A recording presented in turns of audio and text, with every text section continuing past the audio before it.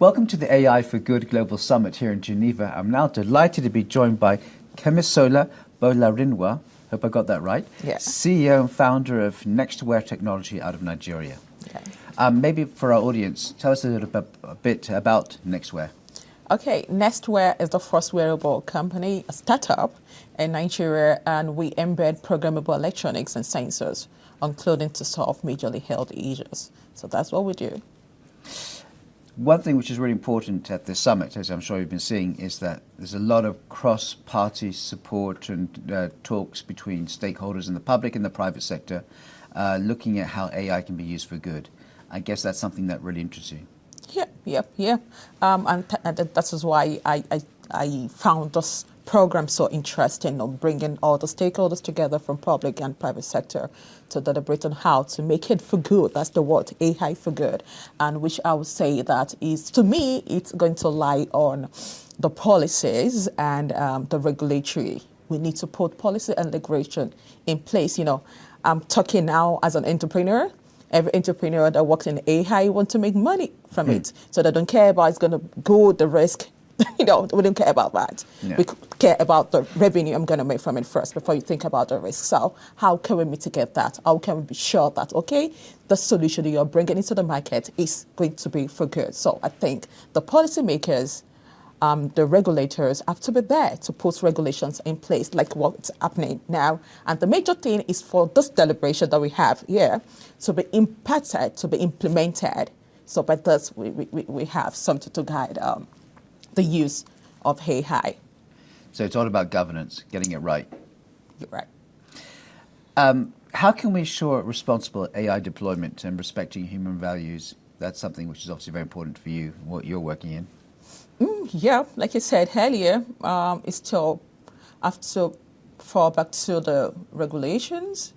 You know, we can try to mitigate risk through that. You can mitigate risk through regulations. If you have something guiding you, you know what to to work on and utility it. So it's a fall back to the governance. Is AI a big topic in Nigeria?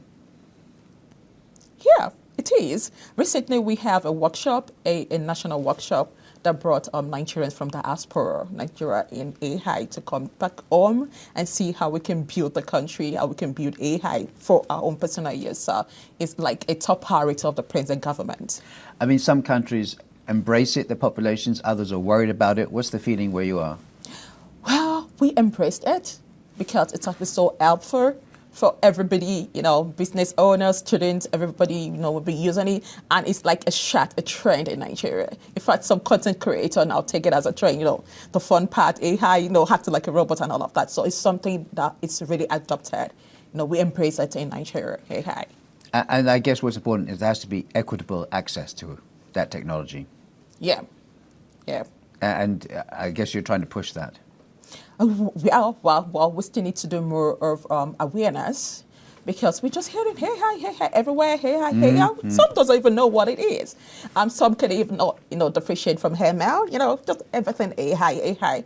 And they keep seeing the tool, online, they keep seeing so many tools and they're using, they don't know, okay, maybe to use it this direction. So I think we still need more of awareness creation to sensitize our people about the use of AI and how.